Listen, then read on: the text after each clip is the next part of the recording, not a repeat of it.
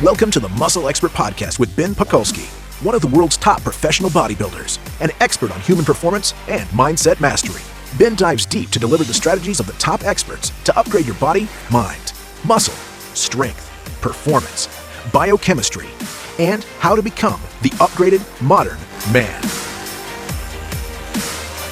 Join us on benpakulski.com to learn the cutting-edge techniques to take control of your body, your brain, and create your greatest life. Welcome back, ladies and gentlemen. I am Ben Pakulski, and this is the Muscle Expert Podcast. And today, we welcome arguably the best natural bodybuilder I have ever seen in my life. This guy got so ripped that he makes enhanced and natural bodybuilders jealous all over the world, and there's something to be learned from someone who knows how to do that. I think he may be as lean or more lean than anyone I've ever seen. So as well as being extremely well muscled, extremely balanced, and now has evolved into an extremely successful businessman. So as you guys know, success leaves clues. So if you want to learn how to build muscle naturally, if you want to learn how to get ultra shredded, or even evolve into a successful version of yourself, you're going to want to listen to Doug Miller and I go deep on his bodybuilding career, his process of transforming his body come contest time, the contest prep week, and what he did to really make sure he nailed this condition on stage, and now how he's transcended bodybuilding and leveraged this platform into creating a really successful multi-million-dollar nutritional company, supplement company called Core Nutraceuticals. So enjoy the podcast and listen right to the end, and go ahead and leave us a review because we always appreciate it. Thanks. Cool, man. Well, dude, so good to hear you're doing so well. I don't know a lot about Core Nutraceuticals, man, but I'm glad to hear you're doing so great. Is that something you primarily do most of your sales out of your 9 brick and morters, or do you? No, I mean, we're distributed all over the world. We're actually really big in Australia. We're one of the top brands now in Australia. We're really breaking into the UK. Middle East is going well now. Yeah, I mean, we've been so I started the brand back in 2005, when I was first getting into natural bodybuilding, I just wasn't happy with the stuff on the market. I was using like those, remember the Myoplex packets back in the day with like the maltodextrin and all that? So I was like, man, I need a meal replacement. I was working, like a corporate job. I was like, I need a meal replacement, but with some better carbs in here. And so I came out with our first product, a meal replacement based on oat and barley fiber, 1-to-1 ratio, protein to carbs. And really just, as I became more successful in bodybuilding, the brand grew that way. And then when I, left my day job and went all in, things really kind of just exploded. And, I really started the brand because of my dissatisfaction with what was out there. And we stick to those same principles today with, the full transparency, efficacious doses, all of those things. And, we really were one of the first companies to do that. And we're going to continue to do that. And so that's really been my main focus for probably the past, 5 years or so. The retail stores actually came after the brand, just like I wasn't happy with what was on the market for supplements.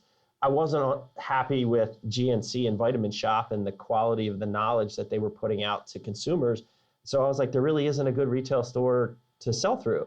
So we kind of set out to change that with the nutrition corners. And like I said, we have 9 in Virginia now, hopefully opening our 10th here. And really just have a great group of guys that are super passionate about it, very knowledgeable, and we're able to reach and help a lot of people through those stores. Good for you, man. Great to hear you doing so well. I'd love to dig into your bodybuilding career, man, Sure. because, speaking transparently, you're definitely one of the most successful natural bodybuilders of all time, and arguably the best natural bodybuilder I've ever seen. So, dude, I know you haven't done it in a while, but I want to dig into kind of like what set you apart, what you think the core tenets that really set you apart from everybody else was, taking us back to like where it all started for you, man, because I think that's relevant. And one of the things that I really want to get across to people is you don't need drugs to do it, man. As much as I would be a hypocrite to say that I didn't do it, you start to realize that if you pay attention to everything, you can do a lot without enhancement. Yeah, for sure. So speaking about where you started. Yeah, so my story is back in high school, I was always, and I apologize, I'm a little bit congested today, so I'm a little under the weather, but I'll do my best here. So back in high school, I was always very athletic, into sports. I played sports year round. I was actually a swimmer. I played baseball, and I played soccer. And I mean, I literally was playing sports before school, playing sports after school. And it was a big part of my life, but I never had the size. I mean, I was shredded. I was about like 135 pounds at 5'9", soaking wet, so I had the talent. I didn't have the size. And so when it came time to go off to school, I was recruited at some smaller D3 schools and Division I AA schools, but I realized that wasn't going to pay the bills down the road. So I pretty much gave up that competitive sports, as I went into school, college. And so instead I studied at Penn State honors program, studied biochemistry and economics, and really focused on academics kind of over athletics, but I was really missing that push, that physical outlet. And so my freshman year, buddy on my dorm floor got me into weightlifting. He's like, come on, let's go train. And then I'm just a complete type A person that once I start doing something, I become,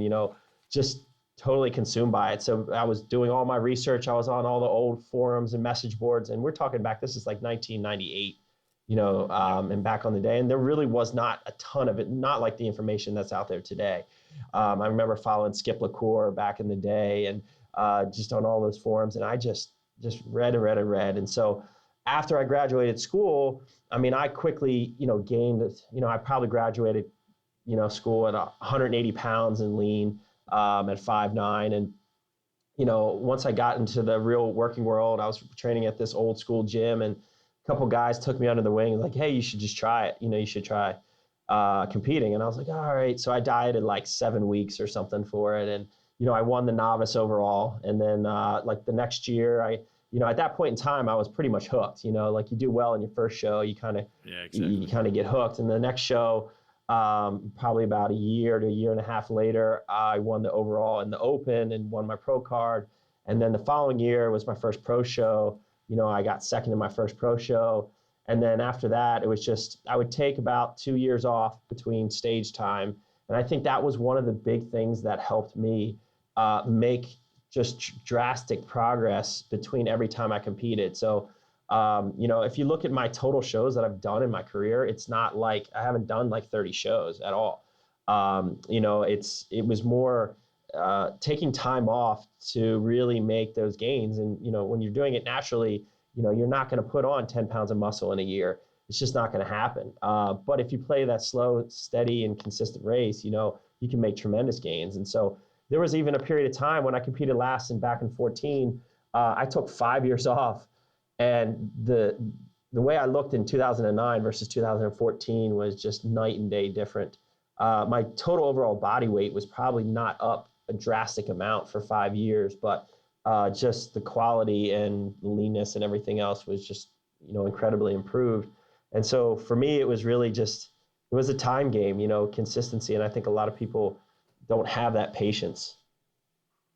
Doug, I want to dive into the weeds about your training, because I think a lot of our listeners would really appreciate understanding the approach you took, the mindset you took, getting into the necessary considerations for someone who's natural, like volume and frequency considerations.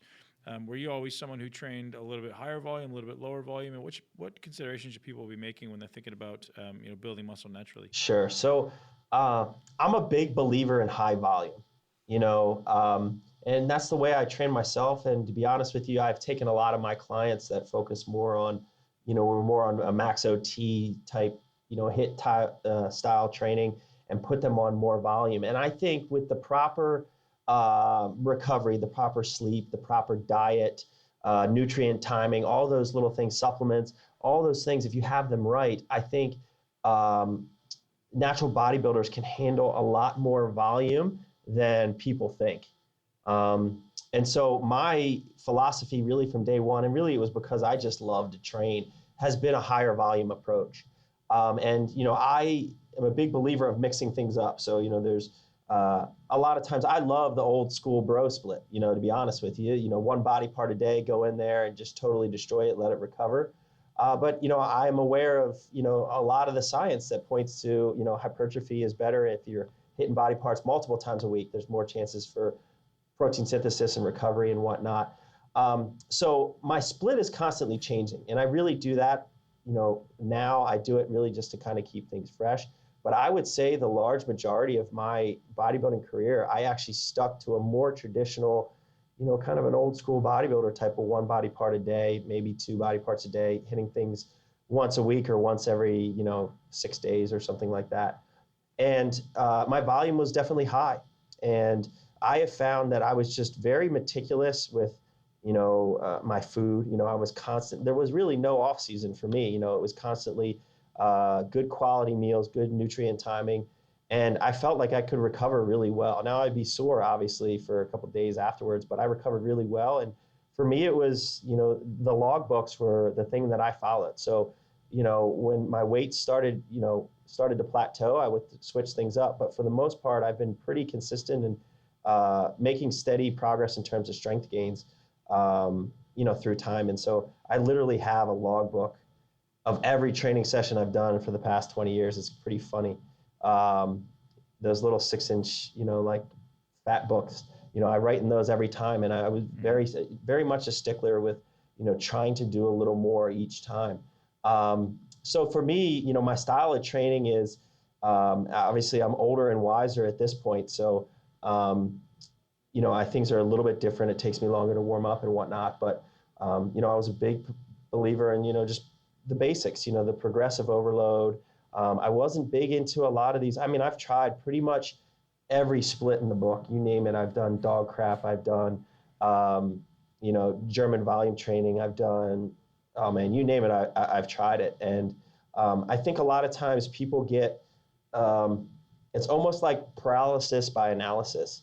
I don't follow a set program per se of like, I'm going to do this body, I'm going to do this exercise, this many reps, this many sets. A lot of my programming is kind of instinctual. I'll know what body parts and maybe the compound movements I'm going to work on that day, but the total volume, the number of sets, all of that is by feel. I think some people get so loaded down in, they just kind of get overwhelmed by following a set program that they lose some of the basics, which is, keeping intensity high, pushing yourself, doing stuff that other people normally wouldn't do. So in that sense, I would like to think that not like to think, but I like to think that I'm, more on the old school side of bodybuilding. I think people are overcomplicating things a little bit too much these days. Interesting, man. So, would you classify yourself as someone who is relatively genetically blessed, or would you classify yourself as being more of a skinny guy who just kind of overcame? Yeah. So people would hate me if I just said I had terrible genetics, because they would just call me a liar, right? So I don't think I have bad genetics. I think I have good or above average genetics, but I don't think I have some of those guys that look like, they're shredded. They have a 12-pack year round and they could, not even work out. That's not me. I've had to really work hard for everything I had. Now, I was definitely more on the ecto meso spectrum, I was just naturally skinny, which I think was easy for me because I didn't have to lose body fat first to start putting on muscle. Whereas some of the endo guys are just really, thick, it's not hard for me to get shredded. Like if I don't train and I don't constantly eat, I'm going to lose weight. I pretty much sit around 220 year round, and my body really doesn't want to be at this weight. So it's definitely work. So, I think I have good genetics. I don't think I have elite great genetics, but some people might disagree with me. Yeah, man. First time I saw pictures of you, I thought there's no way this guy's not enhanced. And then I found out you were. I was totally blown away. And take nothing away from you, man. There's no doubt that there's a ton of work that went into the body you built, man. Anyone tries to refute that is crazy. No matter how great your genetics are, the amount of dense muscle you're able to build balanced was truly amazing, man. What is some of the strategies you used to employ for weak body parts, and did you have one? Yeah, and that's, it's kind of funny. I said that, I really did well, at least I responded well to the more old school traditional bodybuilding type approach, one body part a day. But I certainly, for me, my chest was always lagging.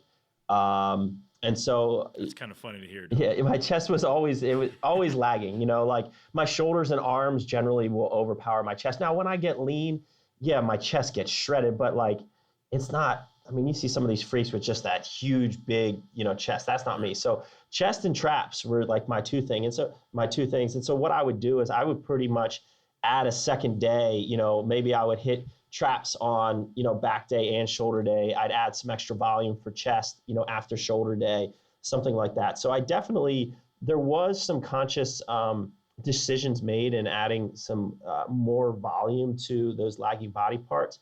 But for me, I'm a big believer in that, like, you need to train everything, even your strengths. Some people who tell me I'm going to stop training my arms because I have big arms. Like my arms overpower a lot of stuff, but I'm still going to train them.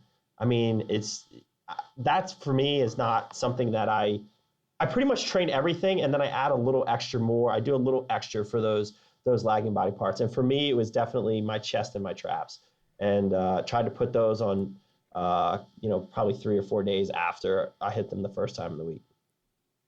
How much attention were you giving to modulating or eliminating stress in your life? So obviously anyone who's training with high amounts of volume, that's a great opportunity, unless you're obviously, as soon as your stress in your life goes up, I think that becomes a negative thing in your life. Were you paying attention to that, or was that just kind of natural? Absolutely. I mean, I was, you can ask a lot of my, friends in college and, just even after it,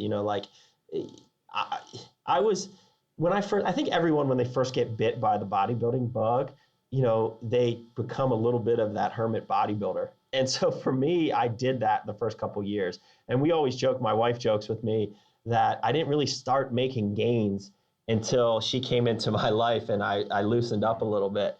And so, actually it's a fine line, so for me, sleep is super important. Like, I really try, as busy as I am, I try to get 8 hours of sleep. Now it's hard with 2 really young kids and all these businesses and stuff like that, but I really make an effort to get sleep. When I don't, my training immediately suffers, and you're exactly right. I can't really keep up that same volume. And volume is where I grow. So like, if I'm not sleeping, I can't do the volume, I can't grow. So, sleep is super important. And then stress overall in general, like, as I was saying, my wife joked, is because as I loosened up and I became a little less consumed with the sport, obviously now it's really the farthest thing from my mind, to be honest with you. But, when I was so strict and I was like, would freak out and stress out about missing a meal, the stress and the cortisol for missing that meal is way worse than actually missing that meal. You see the guys carrying around the Tupperware all the time. And I mean, everyone goes through that phase.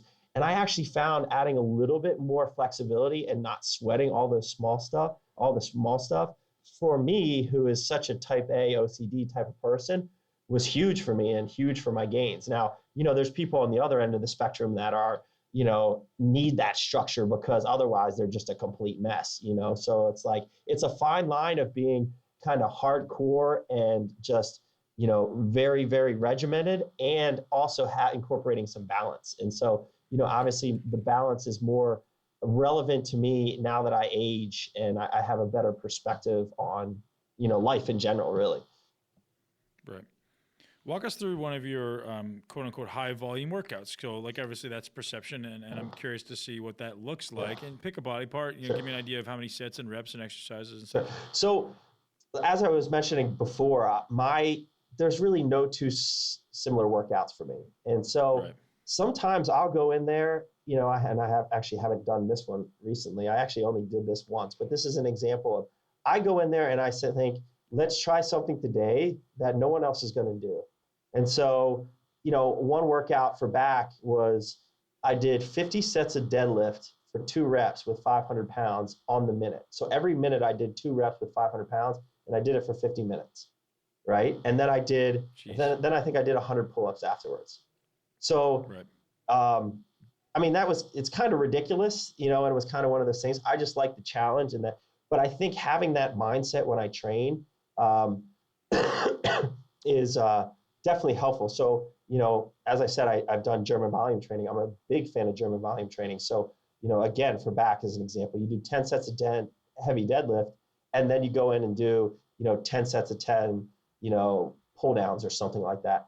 That would be a pretty standard workout for me. Like, I work GBT and pretty regularly, but generally if I'm just hitting body parts, it's usually 2 or 3, heavier compound motions, deadlifts, barbell rows, pendlay rows, pull-ups, something like that of, the first exercise. Maybe it's going to be, 8 or 9 sets until I'm done it's 8 or 9 sets once I count, warm-ups and everything. So progressively build up in weight and then do, 2 or 3 all-out working sets. And it turns out to be 8 or 9 sets. And then after that, it's probably, that's the first exercise. After that is probably, 4 to 5 other exercises around the 4 to 5 set range. And for me, I've always responded well. If you've seen some of my training videos on YouTube, I've always responded well to really high reps. So, and part of that is just because I'm strong. If I can do the whole stack for 20 reps, I either have to add weight to it or I slow down the tempo or do something else to mix it up. But I actually find generally I'm training in a higher rep range than most people.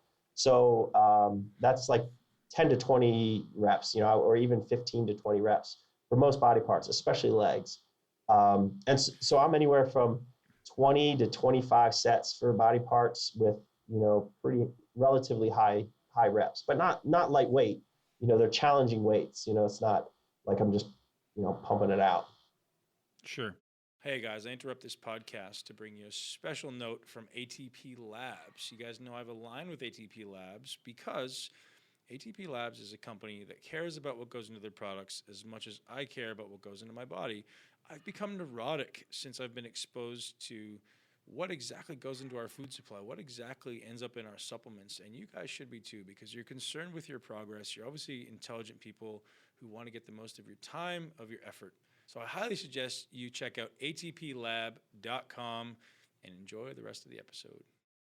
So walk me through your mindset when you're walking into one of these hardest workouts, man. So, what are your focus? What are you focused on? What is your intrinsic or extrinsic motivating factor? That's a really good question because I don't think I've ever really thought of it. I am pretty self-motivated, and people ask me, is like everything that I try to do, I really try to be the best at it. Now, I don't know if I'm compensating for something as in my childhood Sure. or whatnot. I mean, I had a good childhood. I never really felt like I was, lacking anything or trying to compensate for anything. I just always want to be the best I can be. And so if I feel like I let myself down, if I, puss out on something, to be honest with you.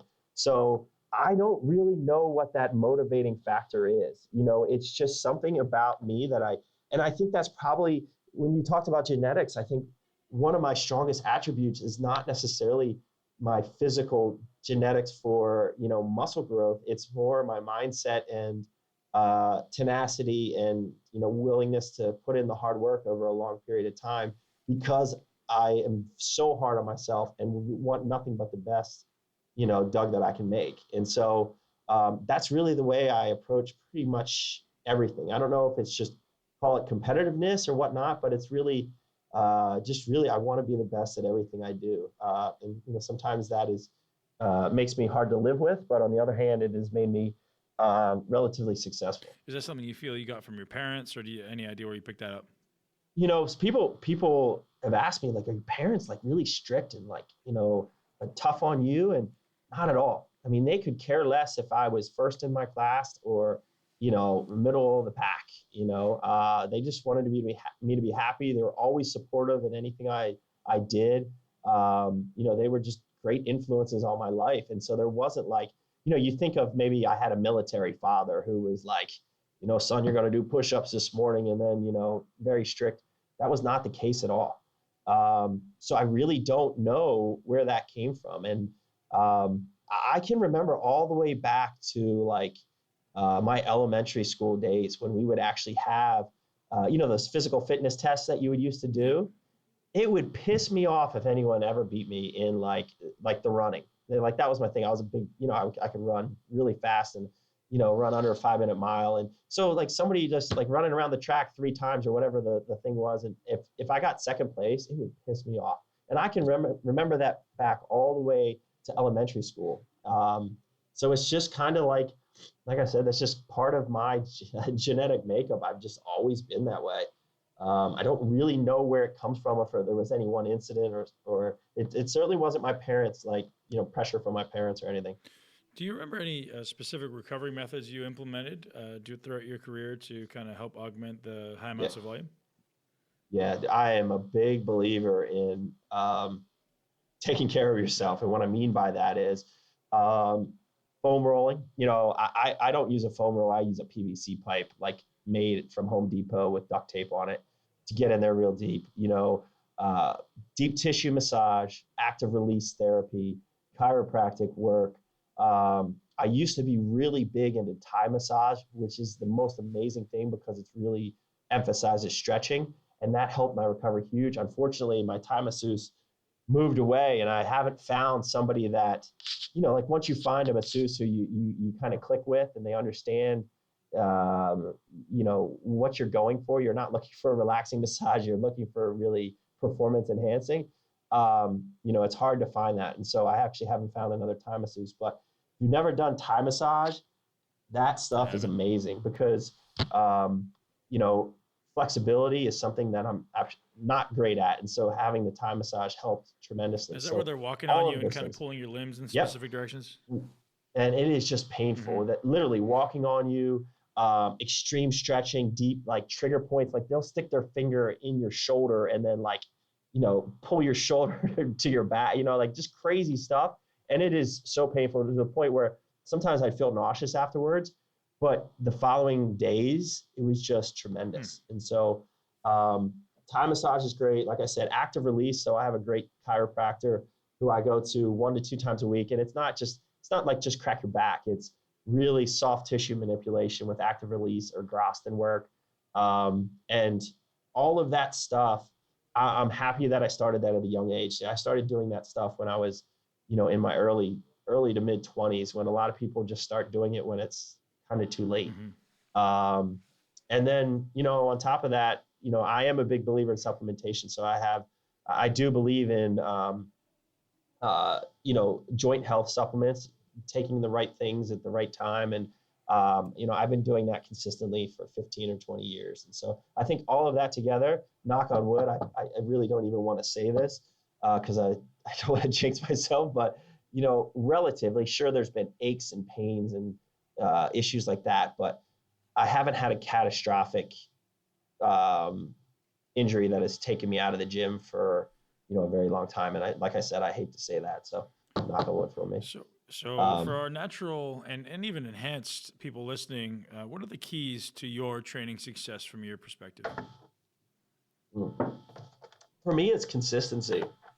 And so it's just literally, as I mentioned, like I have a logbook. I could tell you exactly what I did, in January, 17th, 2006. I could tell you the exact workout down to the number of reps and the weight I used. And so that consistency and, tracking, always trying to, have progression was huge. I mean, because it is natural bodybuilders, we hit our prime in our, mid to late 30s to 40s. I mean, like there's some great natural bodybuilders I know at 50 that look phenomenal, and are still winning shows. Yep. And so it's a long game. It takes time to get that muscle maturity. And so I really think that has been huge for me.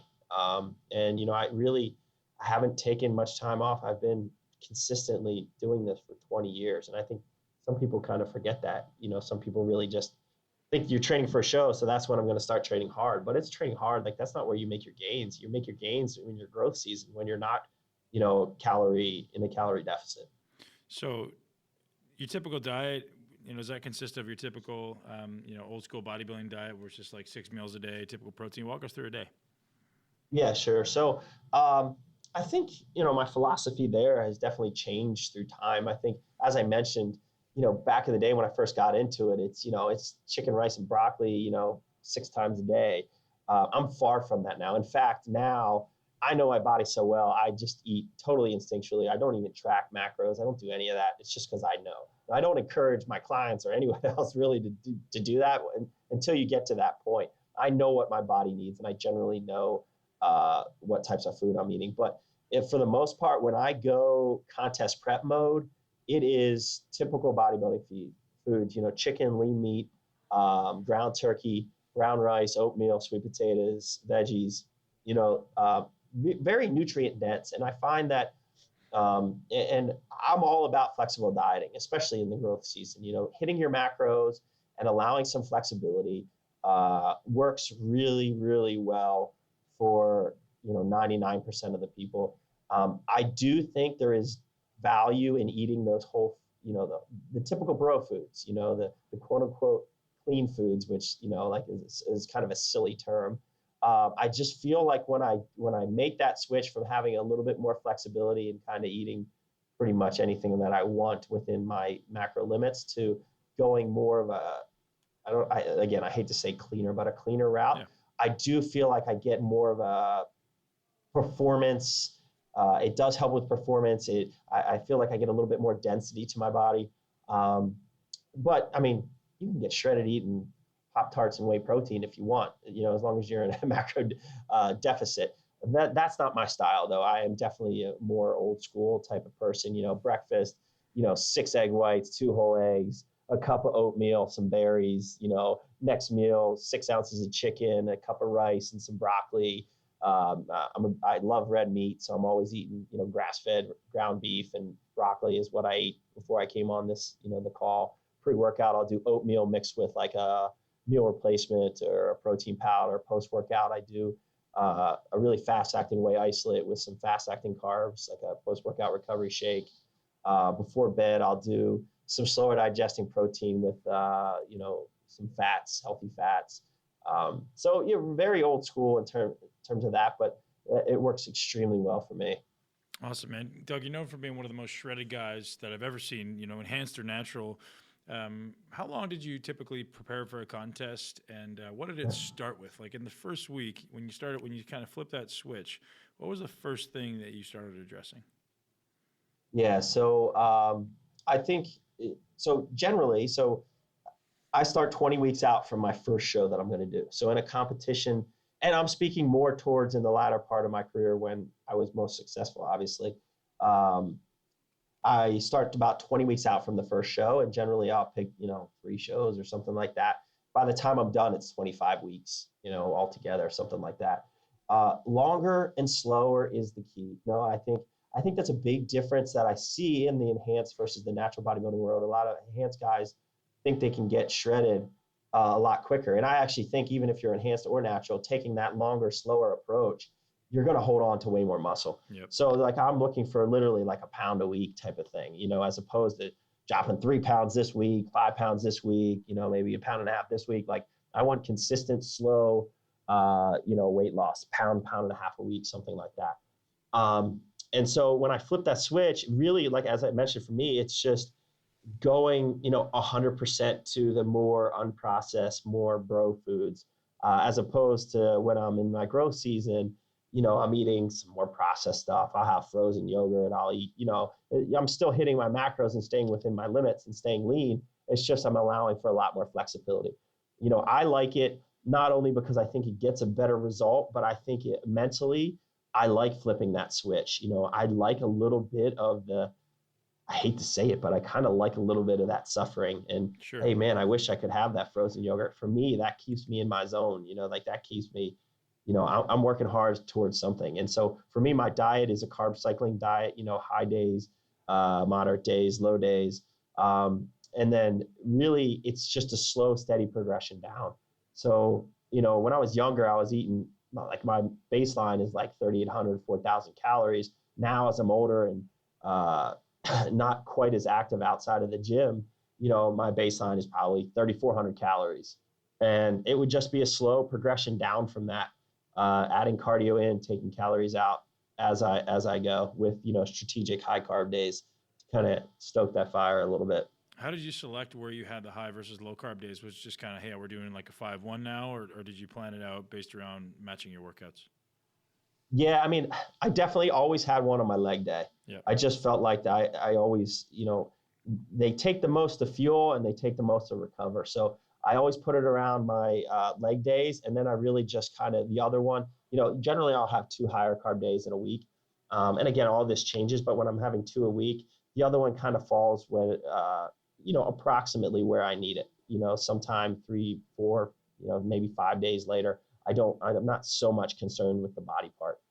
Cool, man. So a week before a contest, like I said, you're known for getting absolutely peeled. Mhm. Was your approach pretty consistent all the way through, or would you tend to do some more extreme things?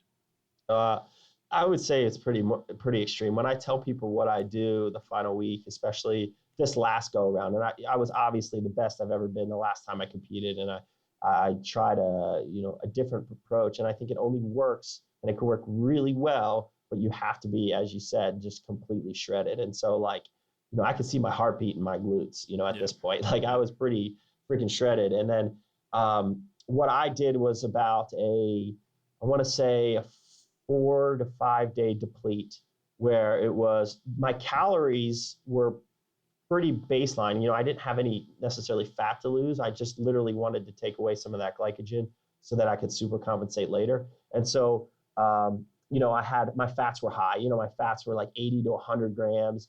My protein was high. My carbs were low.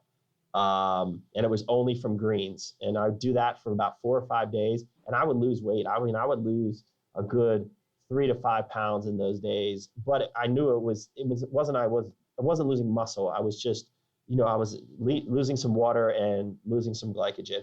And then Friday, the day before the show, it was time to kind of super compensate. So I would do a quick full body workout in the morning. And then literally, I think the last show I did, it was 3 gallons of water. I want to say it was 6 grams of sodium, or maybe more, 6 or 8 grams of sodium, and about 1,200 grams of carbs in a 24-hour period. And I could literally see myself growing before my eyes. It was crazy. So I step on stage, 10 pounds heavier at least. But you have to be really lean to do it. And in fact, I will wake up the next morning from doing that and I'll be flat. And so I'll have to eat that next morning. But once I start pumping up backstage, it's crazy how if you do it right, it really works. And I think the big thing there is people make that mistake. They cut their water and they cut their sodium and they add a ton of carbs. I mean, that's just a recipe for spilling over. I mean, that's not how things work.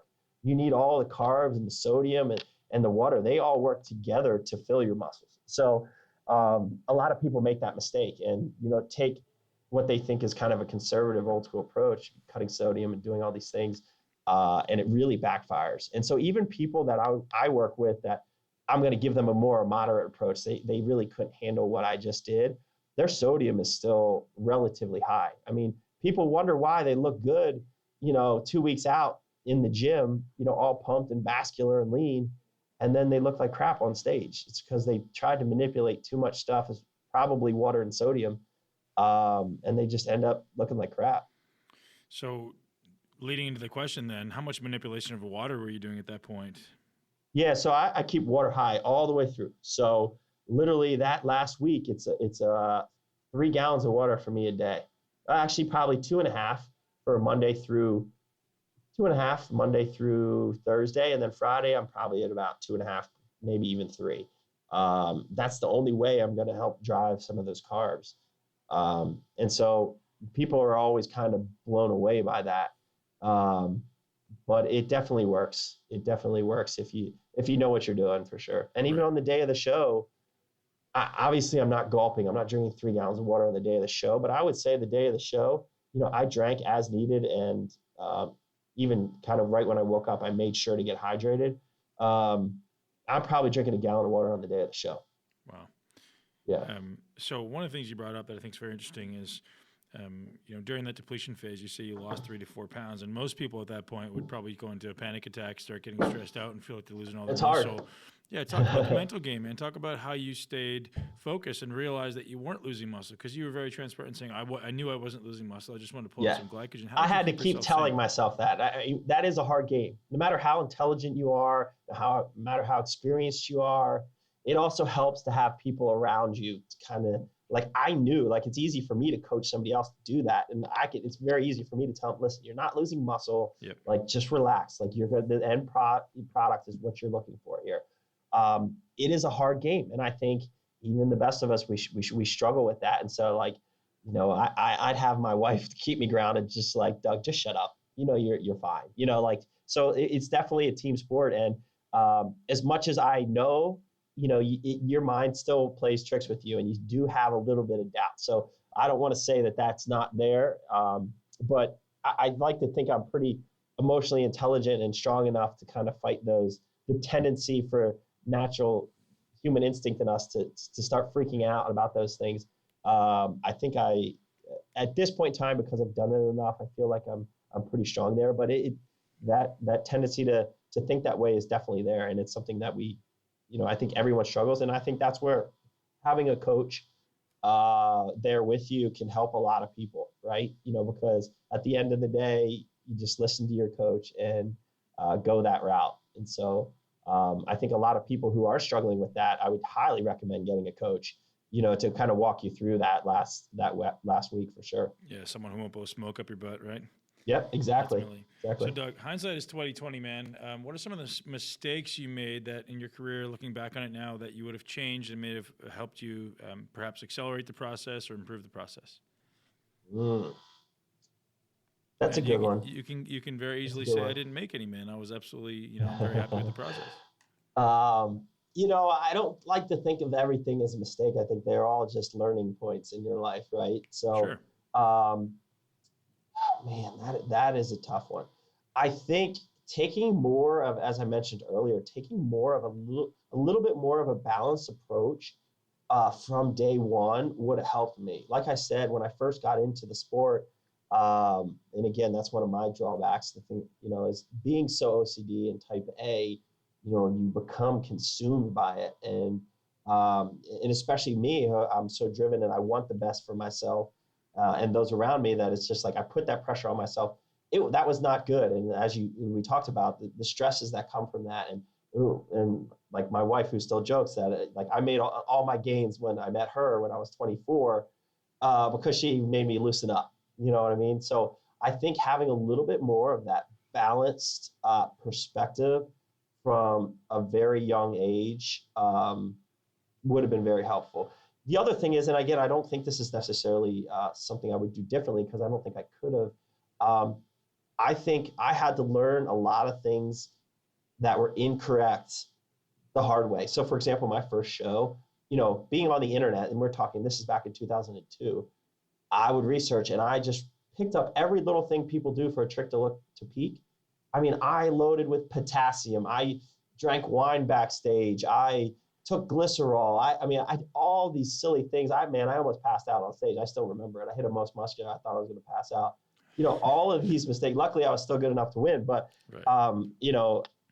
All those things, I didn't have a coach. I never had a coach. And so I kind of had to learn the hard way. Now, I'm thankful for that, because, as I mentioned, all of these are just different learning points in your life, and you get better from them, and you do learn. But, man, if I had a coach to tell me, like, Doug, like, that's silly. You don't need to be drinking wine and taking glycerol backstage, right? Like, that could have saved me a lot of time and effort. So I think everyone has to kind of learn the hard way in some of these things.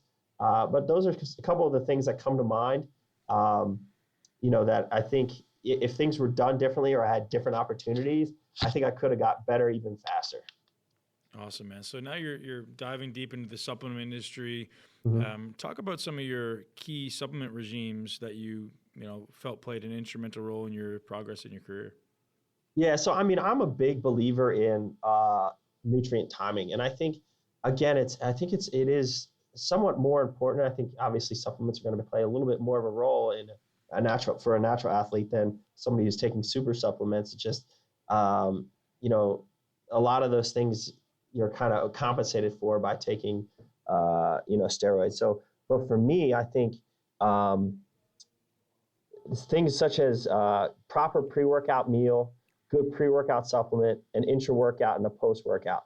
I think peri-workout nutrition is probably the number one thing that for myself and for people that I have helped is what makes a huge difference. So a lot of people post-workout will take a protein shake. They think, okay, a protein shake is good. That's what I'm supposed to take for recovery. Well, they're missing half the battle, or I would even argue more than half the battle. That's the time when you need carbs. And sure, you can look at some meta studies that say like, oh, the anabolic window is BS. But if you look at the studies in very highly trained athletes that are training with very high volume, which is basically what we're doing when we're in hardcore bodybuilding mode, there is some added recovery from having those carbs, from having the insulin spike post-workout.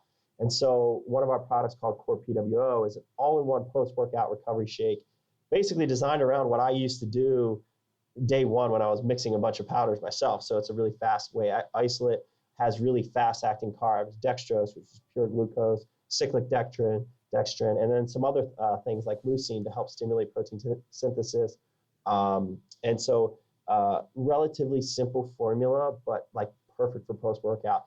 And just making that switch alone to actually getting in recovery right after training makes a huge difference for people. And then I still, there's conflicting studies on BCAAs. I don't like to call them like anabolic supplements, but I really do believe BCAAs, especially in a caloric deficit, are very catabolic. And there's no doubting the studies behind the significance of leucine for muscle building. And so I'm a big believer in BCAAs during training. So we have a Core ABC, that's our intra workout that has BCAAs and beta alanine, citrulline malate, things like that. And so that's our intra. And then post-workout, pre-workout, that's a preference thing. But, some people like the pump for just, vanity's sake, but I think there's some real benefits to driving nutrients through a really good pump. So, having a pre-workout that helps with a great pump is huge. And then, through the years, I've kind of, joint health supplements have been huge for me. And that's one of our, the most underrated products that's out there. If you have a good, complete joint health product, it can really make a big difference.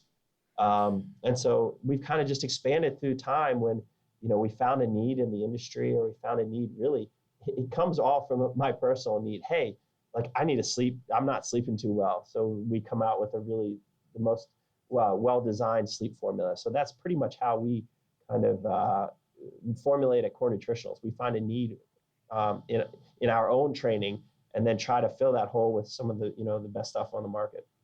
Great, Doug. A lot of our listeners are obviously interested in health and fitness, but they're also interested in being their greatest version of themselves. And you've obviously leveraged your success and habits and regiment of a bodybuilding career to become a successful business person. What a lot of successful business people talk about their morning routine and how they really set up their day. Do you have a specific routine, or can you talk a little bit about your morning, what it looks like now, and maybe obviously well, Ben, you have young kids. Yeah, exactly. You have kids? Yeah, so, I have 3. Yeah.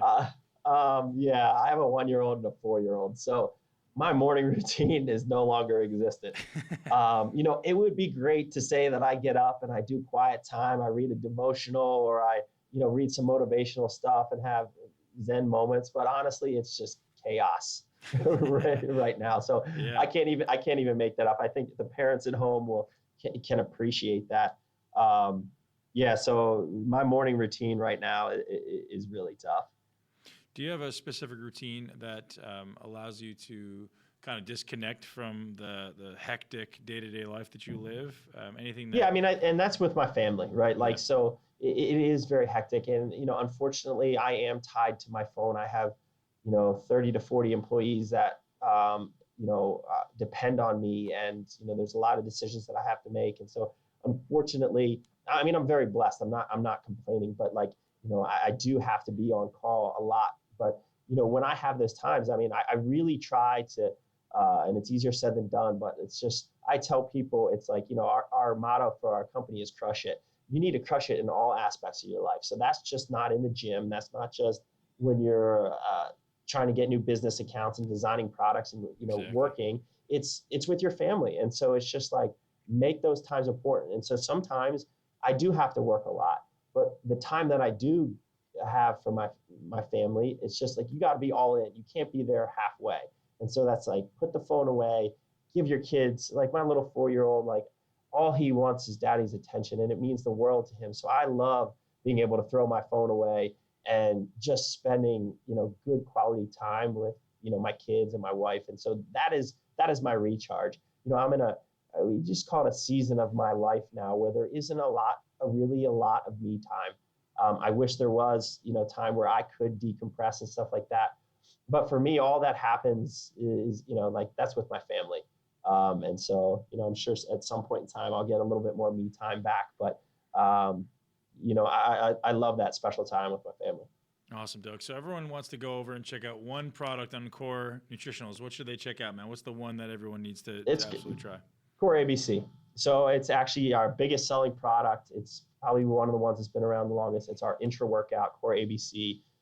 People who use an EAA or a BCA product, and when they use this for the first time, they never go back. It mixes clear like water, tastes amazing, really does help with recovery and endurance.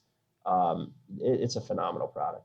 Awesome, man. If people want to reach out and find out more about you and Core, where can they go?